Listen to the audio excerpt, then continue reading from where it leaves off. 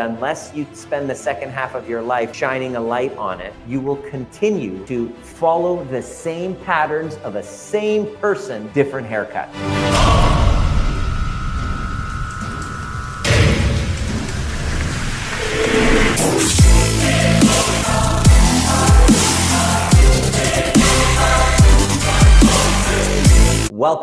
Welcome to another episode of Trigger Proof. It is episode 15. Who would have thunk? Just a little over 3 months ago, I came up with this idea to teach people how to expand that space between stimulus and response, to become trigger proof, not trigger less. Trigger proof meaning taking responsibility for what offends you, your reactivity. Because let's face it, if you were more trigger-proof, what could be possible for you in your relationships? What could be possible for your self-esteem? What could be possible for your business and creativity? See, we live in a world where we are consistently dissociated from ourselves because of previous trauma. And nowhere in our school system does it actually teach us how to drop into our bodies, how to pay attention to breath, how to connect and have intimacy with other people and have empathy not only with others, but with ourselves. My name is Dr. Nima Rahmany, and it is an absolute pleasure for me to teach what I most needed to learn. I've been a chiropractor for the last 18 years, frustrated as to why patients are not dealing with the underlying root cause of why they're coming to see me in the first place. And when I would inquire and start to go a little bit upstream to discover the stressful root cause of why they're in to see me in the first place, 9 times out of 10, 8 or 9 times out of 10, guess what the challenge that brings them in is rooted in? That's correct, relationships. How we show up for ourselves, how we perceive ourselves and other people. These questions, these inquiries that we never really learn in school actually are the foundations of probably the most important things in our lives. Why is that? Because everybody pretty much wants the same thing. Scanning thousands of patients, hundreds of clients, working with people all over the world, from doctors to single moms to social workers to construction workers. Everybody pretty much wants the same thing. Number one, we want to feel comfortable in our skin. We also want to be engaged in relationships that allow for intimacy, that allow for us to take off the mask and be seen and heard and known. And we all have a desire to see, hear, and know ourselves, and to be clear from our past resentments and regrets. We would love all to be present in our bodies, engaged in work that is meaningful. This is what we all want, but the problem is, what gets in the way of this is relationship breakdowns, career breakdowns, trauma that gets stored in the body that result in health problems, which is what causes people to come into the office to see me. And so my journey of being a practitioner has evolved as I have made discoveries in my own recovery to help myself become as trigger-proof as possible so that I can create space for meaningful relationships, meaningful work, and meaningful abundance, and create a life that I desire, that I dream of. And that's accessible to all of us when we learn how to take control of that muscle in between the ears, the mind. The mind is a muscle that we don't really learn how to work through. And it's through relationship breakdowns and trauma that we have these wake-up calls. Today's episode is going to be talking about breaking and overcoming unconscious patterns in your relationships. So normally the people that reach out are dealing with a relationship limbo. Should I stay or should I go? Also, they're not quite sure what is their next step in their to create work that's meaningful, that brings in abundance. So this relationship and career limbo usually happens in the wake of some sort of a trauma, which then awakens us to the fact that we have these unconscious patterns that are often running our lives. What I'd like for you to do is take a moment and to think about the patterns that have happened in your life. Do you notice patterns in your relationships? You might even notice that the relationship you have with your current partner is exactly like your father or your mother, like you've married your mother or father, you're now in partnership with them. Or you've noticed that you have been dating repeatedly the same person, different haircut, again and again and again. No matter how hard you try to break free from them, you all of a sudden wake up and you're seeing the exact same person. And now you're faced with this kind of awareness. Is it them or is it me? And so today we're going to be discussing with Dr. Russell Kennedy and my special guest, Dr. Tovar, who is a chiropractor in Miami and a coach as well, who we've been friends for a very long time. And she's kind of come through these amazing, deep discoveries that I really wanted to share with you as well. And so overcoming unconscious patterns starts with understanding where your patterns come from. When I was 2 years old, I have a twin brother. My mother left for from Iran to Canada, and she could only bring one of the two boys with her. My family was exploring immigration. This was back in 1979 in Iran. So if you were a mother with twins, which of the two boys are you going to bring with you and which are you going to leave with your parents? Well, it turns out she left myself because my brother was a little more fussy, and they left me with my grandparents. Now, at the time, this was exactly the right call so that we could discover where we would like to immigrate to, what city, and exploring all the opportunities that were available to us. It was an incredible opportunity, and so they had to make the call. But what ended up happening was my 2-year-old self, that little Nima, all of a sudden experienced a separation trauma from his mother and twin brother. And what happened was it created a defensive detachment. So when mom came back 2 or 3 months later, there was this lack of trust. There was this feeling of disconnection from the feminine, from the mother bond, which then created within that little boy this keen sense of needing attention, specifically from the feminine. And this deep core wound of abandonment that he had to somehow find a way to overcome. So the way that showed up in his life, imagine this was you, how would that impact the choice of relationships that you would choose? Well, in my case, I would specifically choose relationships that I knew that there was a deep disempowerment, a gap in empowerment, so that I didn't have to worry about the fear of abandonment. I always knew that there was a deep gap within our kind of general empowerment, so that I could be with somebody that was a lot needier and more anxiously attached, where I was the avoidant, so that I didn't have to confront my feelings of abandonment. Here's the other way that that little guy sneakily compensated for those abandonment wounds. What I decided to do was to become a doctor, so I could be very significant in people's lives and not have to worry about people not loving me. I became a great performer, a salsa dancer. I became really good at public speaking and teaching, because, hey, if I could command your attention and I could get connected with you and I could solve your problems with all of these personal development training and the overview experience training that I do, if I can become very important and significant in your life, the chances of me being abandoned by you become far less.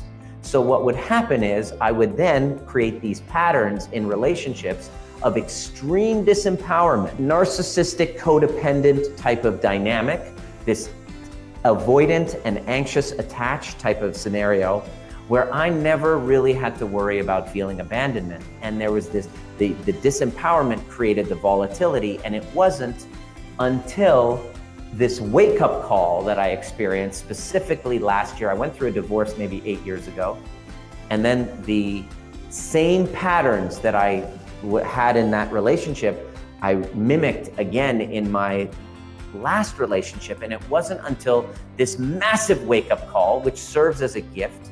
If you look at your wake-up calls, they're oftentimes a gift that awakens you to start looking and going, what the F just happened? So it wasn't until I went through that massive wake-up call where I looked back and I did some more research and I met Dr. Russell Kennedy, and we started doing the work on understanding how trauma is actually stored in the body and bringing it up. Now, the interesting thing about that I learned was that we actually don't have free will. So I want you to think of your relationship back with your family and your parents. You either are doing everything you can to please them, or you're doing everything you can to do the exact opposite of what they've told you. So either one of those two, what I discovered is that that's the opposite of free will. It means that you are run by an unconscious patterning that you think you have free will and choice on, but it's all happening unconsciously. And I'd like to welcome Dr. Russell Kennedy to the show once again. Dr. Russ. Hey guys. Unconscious patterns, you know them, and how does that relate to our childhood wounding? Well, the analogy I like to draw is, say as a child, we all have this cup and it holds like a cup of water, just for an example. Now, if you pour in a cup of trauma over the course of that child's childhood, it'll be able to be contained in that cup. Now, if you pour in a cup and a half or 2 cups of trauma, that excess water is going to spill, and where it spills into is the unconscious mind, because the unconscious mind has to protect the conscious mind, and that's also called repression. So then it spills, after it spills into the unconscious mind and it stays there for a while, if it doesn't get resolved or it's incredibly intense or prolonged, that gets stored in the body. And then the body gets into alarm, and then the alarm sets off our nervous system. So our nervous system goes into alarm, we're not aware of it. So then we wind up trying to fix unconsciously those old programs that we had. For you, it was abandonment, right? So you unconsciously would go out and be the performer and be magnanimous, and everybody would love you and that kind of thing. But you knew, when we talked a year ago, you knew that wasn't feeding you, that wasn't actually giving you what you needed. And what you actually needed was to go back into yourself, heal a lot of those old body-based unconscious programs through the body, use the conscious mind, absolutely, but through the body, using things like breath work and, just connecting with yourself, just putting your hand on your chest, hand on the part of your body that's alarmed, just that connection is enough often to get our nervous system back regulated. And then when our nervous system is regulated, we get all of our brain to use, because when we go into this fight or flight alarm system, we go back into survival brain. And then when we're in survival brain, we can't see these patterns. So that's why we keep repeating them, because we can't see them. Our ego is it's so painful for us to go back to those same old programs that we don't even see them. So we just wind up replicating them, as Freud called it, the repetition compulsion, over and over and over again, because we don't see it. And that's why we need people on the outside of us to go, hey, what about this? That's what I did for you. That's what you do for me. And we do need other people to help regulate us that way, because our egos won't let us see our unconscious programming. Absolutely. Yeah. And so you had to go through something similar, right? It was like a wake-up call. Usually what happens is the wake-up calls that we go through are oftentimes in the form of relationship breakdowns, because we're so busy in the day-to-day and in the throes of extreme pleasure and pain and going back and forth and trying to get this elusive, seeking this pleasure and happiness and love, that it's only not until we actually have a breakdown where we actually look and go, holy crap, how am I responsible, right? Because most of the time, we're playing victim to the other person, until if we don't solve this, we then run into it again and again and again. Did you notice something similar in your situation? Yeah, I mean, growing up, my father was schizophrenic and bipolar, so he wasn't really there for me. He often scared me, although he was never violent or anything like that. But seeing your father go psychotic was pretty troubling for a kid. So for me, that destabilized my whole family, destabilized my mother. So what I started doing was looking after my father and looking after my mother. And then my ego got inflated by that because I felt a sense of control and a sense of power that if I look after these people, then I'm safe. So that's my unconscious program. So I would pick partners who I would have to look after. And of course, that builds resentment over the course of time. And the whole thing just starts to weave. And I replicated that program many, many, many times before I started seeing it. So it's like we replicate these things based on our old wounding. For me, it was being a rescuer. So if I'm a rescuer, that's why I became a doctor, for God's sake. Yeah. If I'm a rescuer, that in my child mind kept me safe. But as an adult, when I try and transpose that same old adaptive program, because as a child, that was an adaptive program. When I try and use that program now, it winds up getting me in a whole whack of trouble. Totally.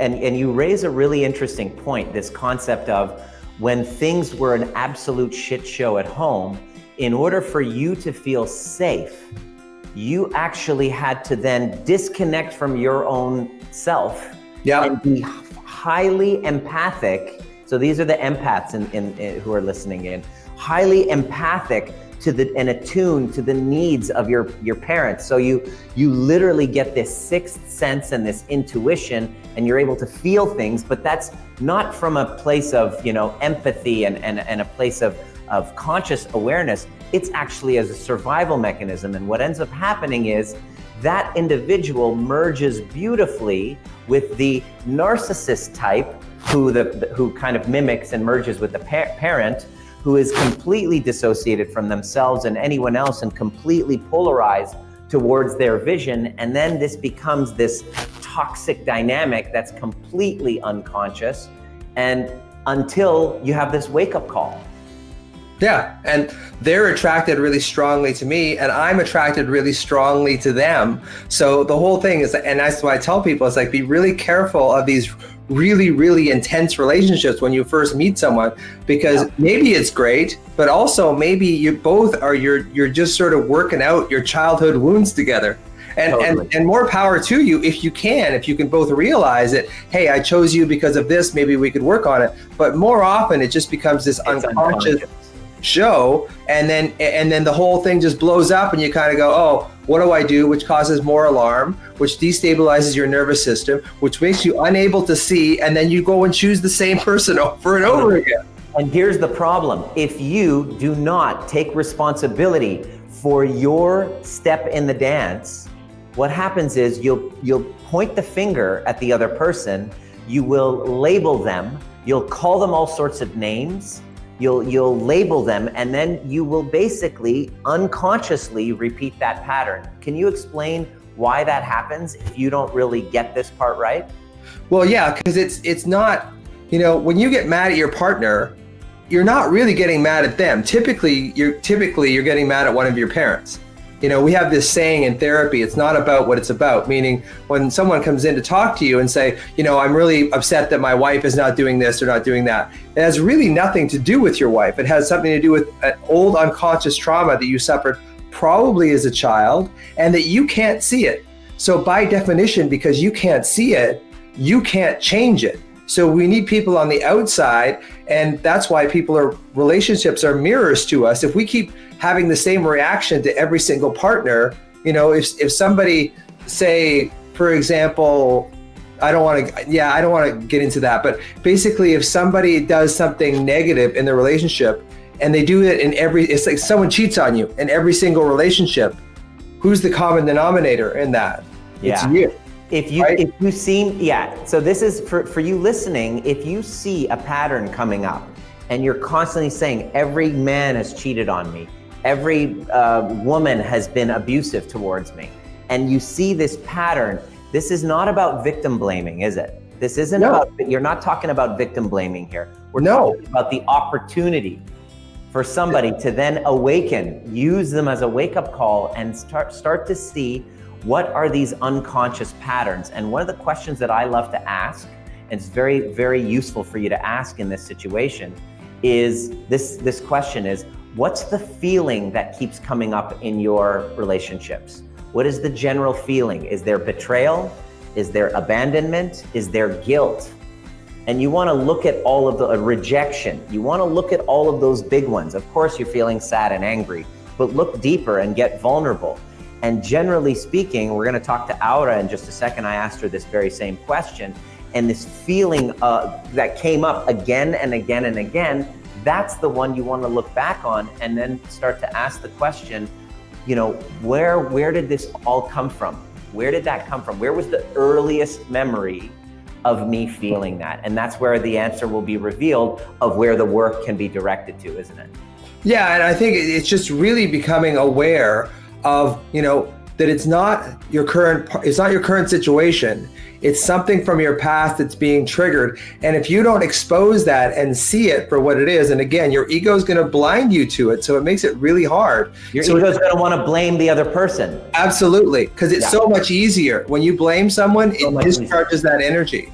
So it's really, really key to be able to see what your patterns are in curiosity. Like, don't say, oh, God damn it, I'm a rescuer. And I'll never do this. It's like I'm a rescuer. And what happened to me when I was younger that makes me a rescuer? I'm abandoned. What happened to me when I was younger that makes me feel abandoned, that makes me worry about that? I'm abused, you know, physically, emotionally, sexually. You know, what happened to me when I was younger that brings up that same pattern? And then be objective and curious about it, because the more energy you put into like, oh, I wish I wasn't like this, the more you go into survival brain and the less you can see it. So it's really important to bring it into awareness with curiosity. And that's probably the key. And then, but we do need other people. Like, we do need the program. We do need other people to really reflect it back to us and show us where we're doing it right. Thank you, Dr. Russ. Thank I know you, have to go. I'm grateful that you were here to drop your wisdom with us, and lots to think about, my friend, and we'll see you soon. Yep. Thanks, bud. All right. So that was absolutely critical for you to understand, is that the first step is awareness. The first step is for us to kind of look and go, okay, I see a pattern here, number one, and I, instead of playing victim to these other people, I am now gonna drop that identity and now take some responsibility to heal those wounded parts of me that I keep projecting, that I keep compulsively repeating, Freud's repetition compulsion. So that why is this important? Well, not just your relationships depend on it, but from a healthcare perspective, your health actually depends on it. So if you're holding on to those unconscious patterns, I guarantee you that they are intertwined and entangled with your digestive issues, your thyroid issues, your migraines. They are completely tied into your autoimmune disorders. These are the ones that keep coming up again and again and again. And without a careful unpacking of all of those old patterns, these health problems, you're just kind of like rearranging furniture on the Titanic if you're just trying to solve it that way. So how to change the pattern? We're going to talk to Aura in just a moment, because she had a really big breakthrough from her kind of her discoveries on this road. But essentially, how to change the patterns is very simple yet difficult. It's not easy. It's very simple, but it's not easy. And it's something that we take every single client through. And the whole intention behind it is you come at it with this level of energy, and this is the level of vibration, frequency of the type of person that you're attracting to help you heal that childhood wound. If you want to attract a higher level individual, your responsibility is to raise your level of energy. And you cannot raise your level of energy by giving your power away to a past lover, to your father, to your mother, and to label yourself as a victim in some sort of way. You will not be able to up-level your relationships that you're trying to create. So the key basically is the intimacy upgrade. And if you've been following along the show, you've heard me share this again and again and again, and it is critical. And Dr. Russ, who's a neurologist, talked about that first part of it. I don't know if you can see here, I talk about unfucking your nervous system. If you know, we can talk about nervous system regulation, but I like to be a little bit, you know, just open with it here. And I like to drop an F-bomb once in a while if it's really critical. And this is critical because I didn't realize that most of my day, most of my month, most of my week, I was spending with a dysregulated nervous system. I was anxious all the time. My digestion wasn't great. Sleep was not great. So I had to establish some habits and routines and live according to my highest values. Episode number 2 on YouTube talks about the way that we take people and un-F their nervous system so that they can actually feel a sense of presence in their body, so that they can actually feel a sense of regulation. Because now, if you try to do any therapy or try to do any personal work with a dysregulated nervous system, 3/4 of your brain isn't working. So this is a day-to-day thing. It's about connecting to breath. It's about aligning your day with things that are according to your highest values, establishing habits and routines and meditation and attunement. And there are so many things that you can do, but that's the foundation of it. Second part, the way that we change the pattern, is we take some of these past resentments, regrets, guilts, and shames that you have. You make a list of them. And what we do is I apply the tool that I've developed through John DeMartini's work and Byron Katie's work. And I've added in embodiment work that Dr. Russell Kennedy has taught me along with breath work. Using the overview method, we clear those past resentments. We completely change the narrative in the story cognitively. All of the beliefs that you have about yourself because of those past stories about mom and dad, giving away your power, not good enough, not worthy, I wasn't loved, I'm not important. All of those stories that have you believing these things from these past resentments must transform. And when you are able to clear that nervous system and regulate it, getting adjusted is a big part of that, and clear their past resentments, you now have a sense of presence. People will start to say, wow, I just feel you're more present. You're not as distracted as you used to be, because I was a distracted fool before that situation. The next part is to learn how to dance with your dark passenger. And this is where we talk about reparenting the wounded inner child, that ego is constantly trying to protect.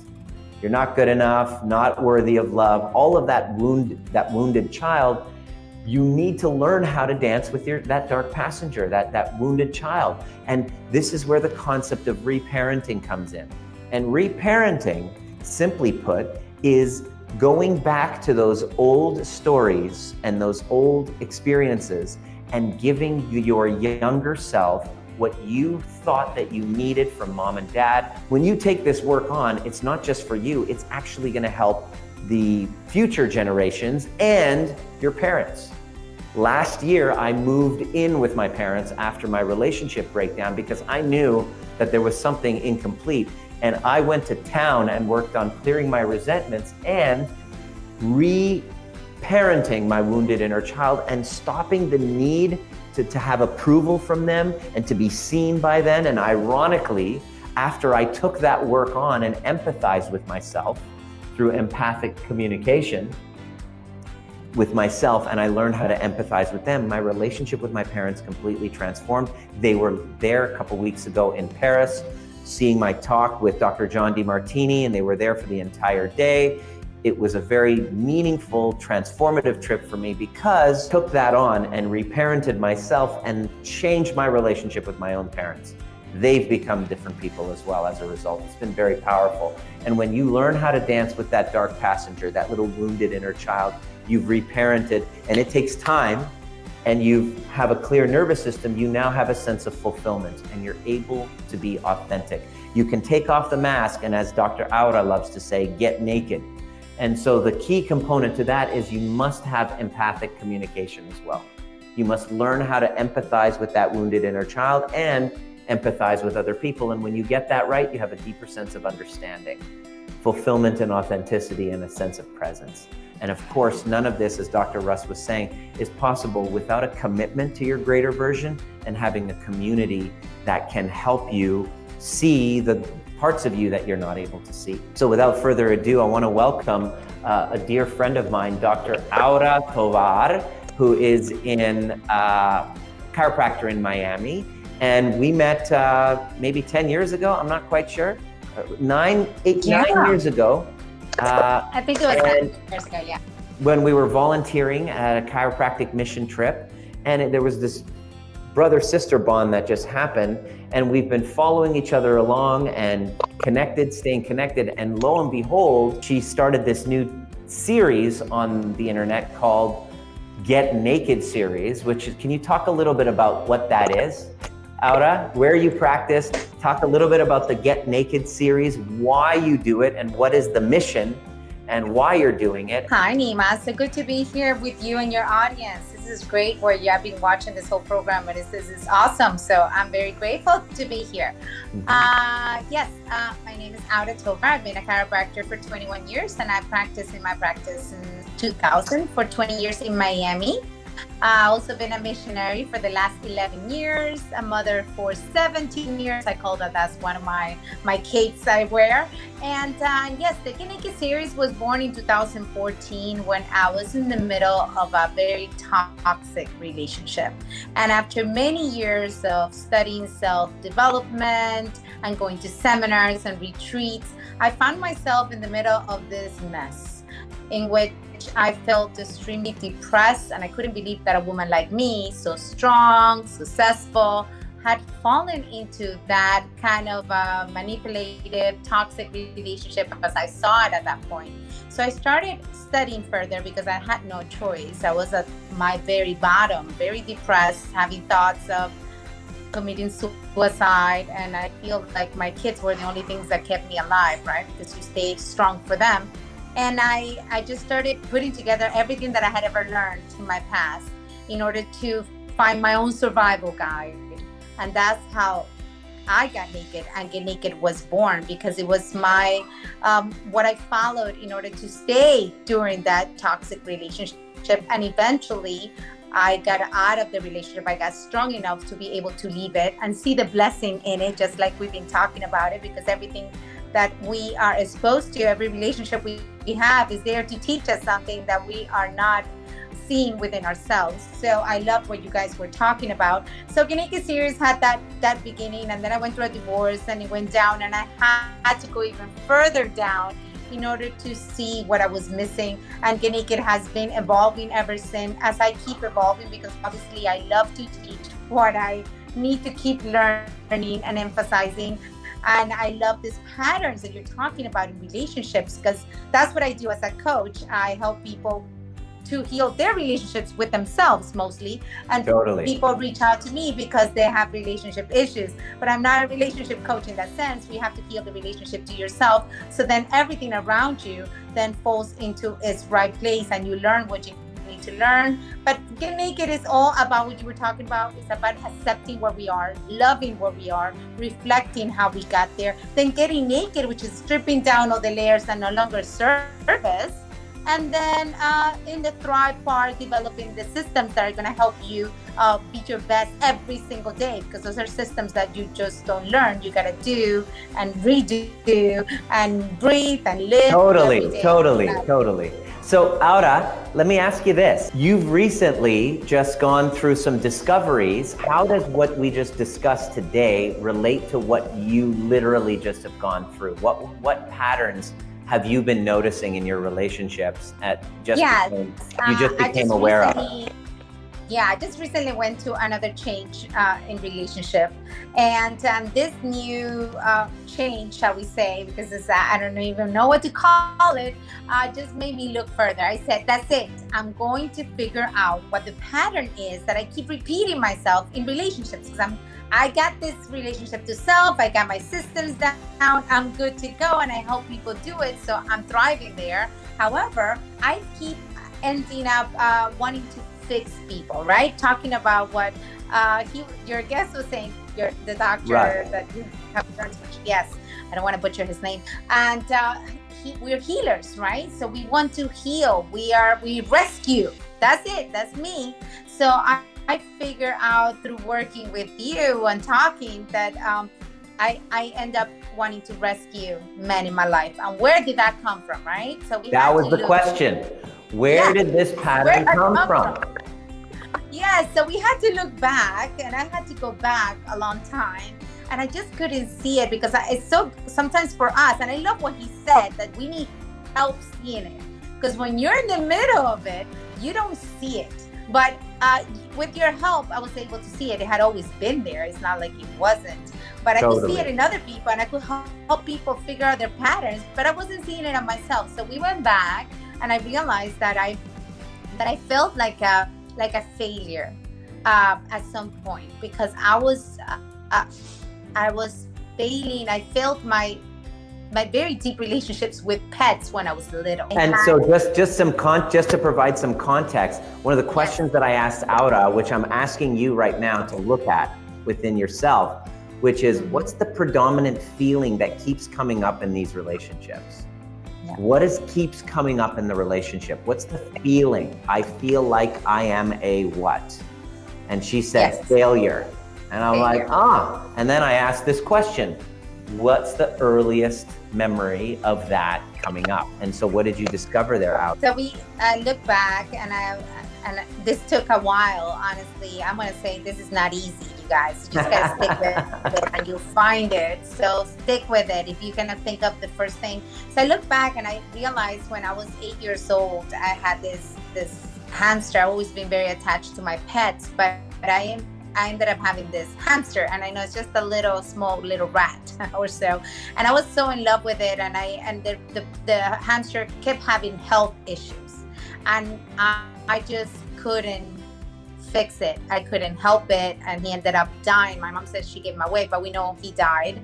And that loss really hit me super hard. And I even wanted to, at my very young age, I wanted to jump out of the balcony in my building. This is so hard to admit because I cannot even believe I had those thoughts, and I wanted to fulfill them. I felt so depressed that I failed the one thing I loved the most at that very young age. I was between 7 and 8 years old. So I felt like a total failure. Like I failed the one thing that I loved the most. And it happened again with a puppy. So this kept happening in my life that kept reinforcing this feeling that I was a failure and that I needed to rescue. So check this out. How does that show up? Interesting, huh? All of a sudden, that experience happens when you're a teenager. And now, unconsciously, you're not even aware. There's this predominant force driving you to then rescue these wounded puppies. Yes. I mean, and there's so many patterns because I knew that I had married like my father the first time around and my mother the second time around. But now I see that my significant other partners have been, I have felt that they have been rescued. Maybe it's not okay for me to say they're rescued, but I felt that I needed to rescue them in some way or another. Yeah, it wasn't about them. It wasn't about them. That's the key. It's not about them. It's about your need to actually, and what that is 15-year-old version of Aura trying to compensate for those feelings of failure. So, what is the work ahead? And this is, if you can see yourself in my share, in Russ's share, in Aura's share, that's why we share. We get naked here and we share that with you. What is the work ahead that we do? So we did a little bit of work on it last night. What did you notice, and what can you share with everybody else as they're kind of being able to relate? Yeah, well, I got to go back and heal this wounded child that felt so frozen, so incapable, so sad, so low, so depressed because she couldn't save the failure. And I was able to soothe her and treat her like my own child, right? Like how much I love my children. Okay, and here's the weird part about this whole reparenting thing. If you told me last year that I would be talking about this stuff, I would have thought you were crazy. Like seriously, this is like complete bananas to me. However, there's a power in, like I have my phone right here, and I don't know if you can see it, but yeah, I have my phone right here, and it's got a picture. You can see the little version of me. You can see it up there. And that's been there for about a year. And what I do when I look at that, I connect with him and I actually talk to him. It sounds hokey and weird, as though he was my own kid. And the same amount of empathy and love and compassion and empathy and empathy and empathy and connection, that is basically the window of self-love. That is the access point to deep connection with self and self-love that I did not know.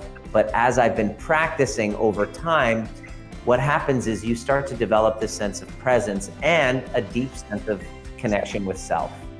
And so over the next little while, Aura is going to be, she's going out, she's going to hang out with her kids. She's bringing her 15-year-old self with her.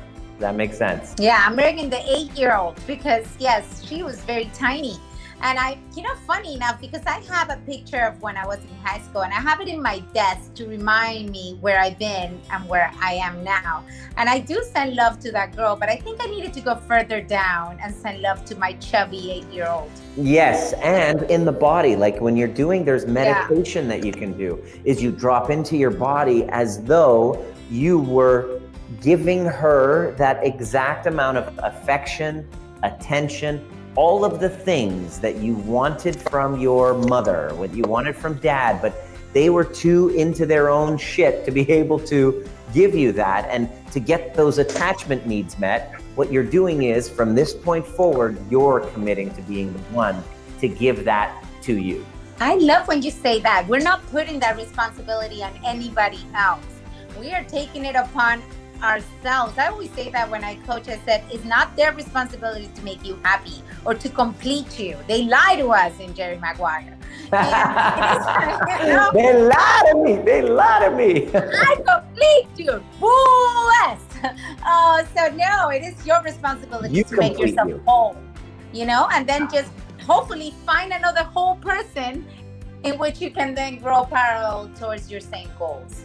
Aura, thank you so much. I do believe that this will be the start of a really neat partnership between you and I to continue this conversation, because it is a critical conversation that not too many people are having. It's now expanding.